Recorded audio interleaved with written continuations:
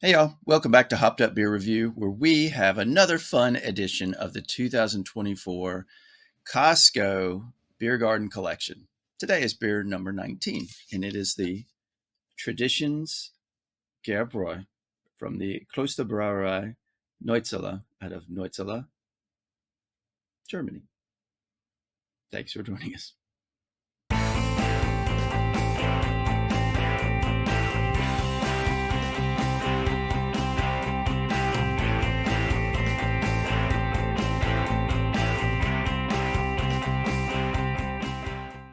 Hey everybody, welcome to Hopped Up Beer Review, the show where we give you our unprofessional and somewhat biased opinion about the beer that we are drinking and reviewing. We've got number 19 out of the Costco Beer Garden Collection.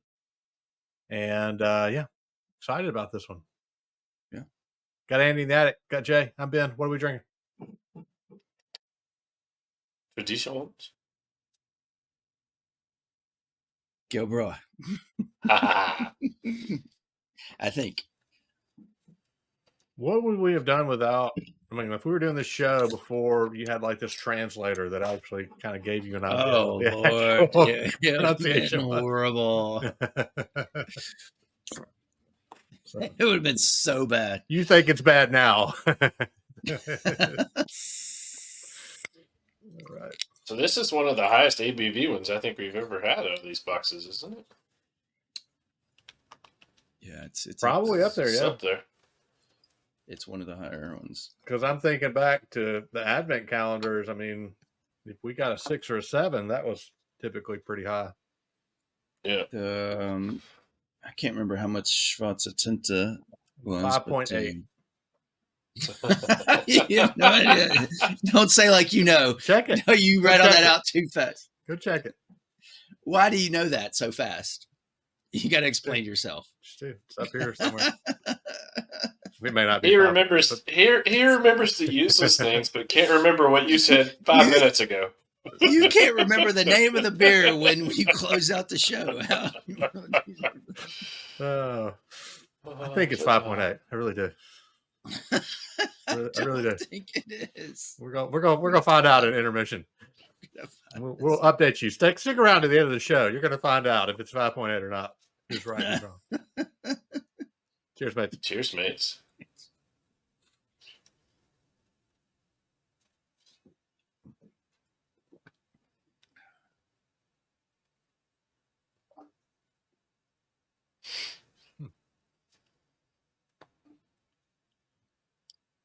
What's up? So, Traditions Gebräu is an Imperial Porter, 8.0%. We were talking earlier, there's one of the higher ABVs that we get from whether it's the German Beer Garden or the Advent Calendar. The name Traditions Gebräu, I don't know whatever, means traditional brew. Traditional for Germany, Deutschland. They describe it as having aromatic hints of figs, malts, raisins, followed by flavors of chocolate, toffee, and malt. Yeah, I really wish mine Let me was get warmer. some of that. I just pulled it out of the fridge. But I can kind of get some of that malt. You know, you get the malt, but the fig and raisin a little. It's not like to the level of molasses, but that kind of sweet feel to it. Fortunately, Jay, it makes no mention of coffee. Yes, I would know. On the can. Anybody want to take a stab at the Lecker und Frisch? No.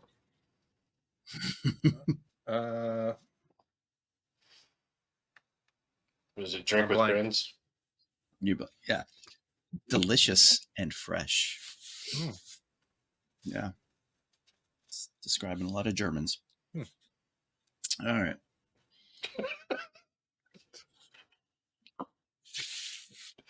The Klosterbrauerei Neuzelle, out of Neuzelle, Germany, is a microbrewery.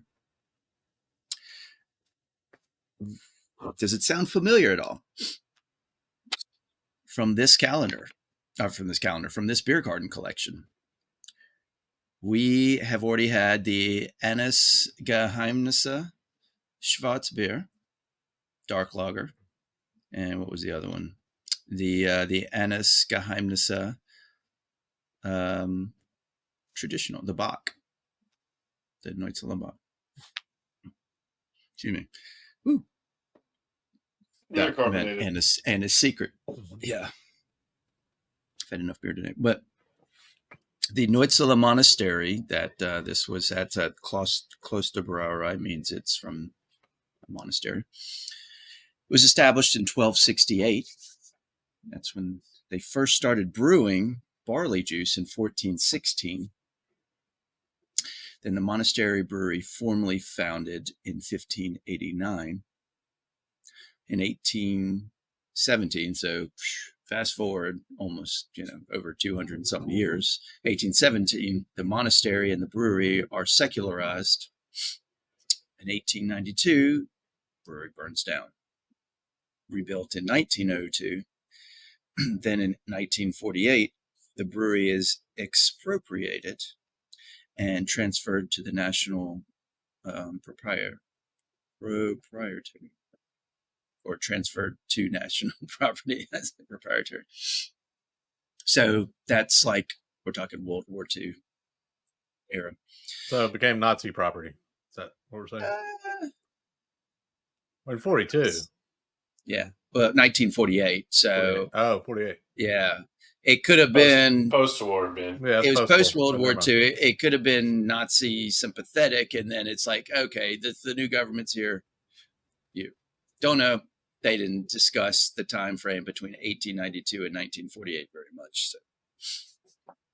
That was one of those lapses where I heard what you said, but then I didn't remember it. Revisionist history. 3 seconds later. Yeah. In 1992, it was privatized, and then in 2017, this full circle, the Cistercian monks returned to Neuzelle at the monastery, and they reestablished the following year. Although they're not brewing, but it's kind of cool that the monastery there got some monks back.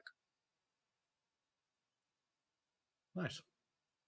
That's it. I didn't recall this much history from the Eines Geheimnisse Bock, and so I was able to delve deeper. Good deal. We appreciate that. Lecker und frisch. What was that? Yeah. You are a guppy. You're such a guppy. Delicious and fresh. Great, Dora. All right. Nobody's had this before. Andy, why don't you go first? No. To calling you sometime. I like it. Yeah, I'll do it. That's really good. It's a great porter. You get the I'm starting to get more of the toffee and chocolate the more I sip, and it's got a mild, just a mild sweetness to it to get that kind of raisiny fig, but it's really good. I like porters, I like stouts, and this time of year that we're having it, winter, it's hitting good. And I mean, it's a heavier style of a porter, so I'm giving this one an 8. I'm 8 to match the ABV. This feels good. All right, I'll jump in and go next. I always make Jay go first, so we'll give him a little bit of reprieve here. I agree with you. I do like this one. I'm a big fan of porters and stouts. I think that I like coffee, but I like finding these that don't have coffee mixed in too, because it's gotten to be where, at least what we can find, and I know Jay's going to agree with that statement anyway, is a lot of them do, mix in the coffee flavor. And it's not that I don't like that. It's just I feel like that's almost all you see in some regards these days. So getting something like this that doesn't have it, I think is refreshing. And we just don't see porter stouts in our area near enough. Just I don't know why. I don't know if it's just the lack of demand or the distribution channels that we have. We just don't get them, and it's a shame. It's the lack of distribution.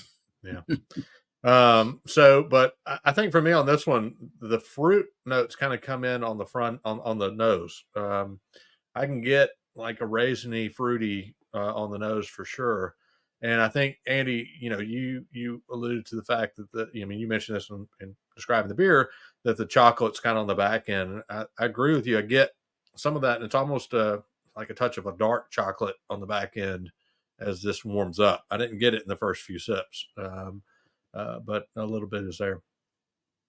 I really like this beer. This would be one, again, I wish I could get and just throw in the fridge and have on a cold day, because I do like a good porter, and I think this one is a good one. I just hate that we don't get them that often. 8 was my score as well. I think it's a really good one, and I am going to enjoy and savor this one as long as I can. So, Jay, what do you think? Yeah, I agree with your statement, Ben. We see too many coffees trying to get it, or folks trying to put coffees into their stouts and their porters, which lowers my scores instantaneously. But, there are some of those where I bump into them and I just have to try them and see what it's about. This one, though, I agree with you guys. You both have kind of covered most of it already. You get the raisin, you get the fig, you get the toffee, you get the chocolate, especially as it warms, to me. I agree with you. I didn't take it out soon enough, Ben. I should have done that earlier in the day. But I think it's really good. And the ABV's there. It's not one of these. I don't think you could sit here and have multiple of these just because of the 8%. And it feels a little bit heavier to me. It's easy drinking, but it's heavier. I don't know if that makes sense, but for a porter, it's got some weight to it. Yeah. So, my score is right along with you guys. I know I don't typically score a lot of the darker beers as high, but this one is really good, and I agree. I would love to get more of these. It's a good one. So it's an 8 across the board.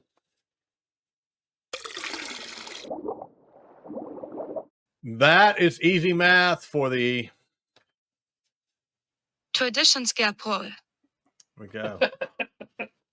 What would we do without these translators these days? So it's going to be an 8.0, and definitely a really good porter from our Costco Beer Garden collection here. If you've had this one, if you're following along with the Beer Garden collection, let us know what you would score it on a 10-point scale or whatever scale you want to give us. Put that down in the comments. We would love to hear what you think about it. Also, we got a bunch of links down there in the description. We've got links to social media sites. We've got Hopped Up Beer Review merch. We've got our Hopped Up Beer Review Discord server. We've got different glassware that we purchased from outside vendors. And we've got some hardware, software that we use to produce this show. So lots of information down there. You don't want to miss it. It's like reading the newspaper. It never changes. So with that, be sure to like, subscribe, cheers that notification bell. Check us out on all. They're not going to be able to hear that. I'm going to edit that out, Andy. It's like read the newspaper. It doesn't change. Yeah. Thought you're laughing at your heater kicking on in the background, but nobody's going to hear that. Cheers, mates. For Jay and Andy the Attic, I'm Ben. Cheers, mates. Wait, you're Ben now? Cheers, mates. None of this is our real names. We all made aliases.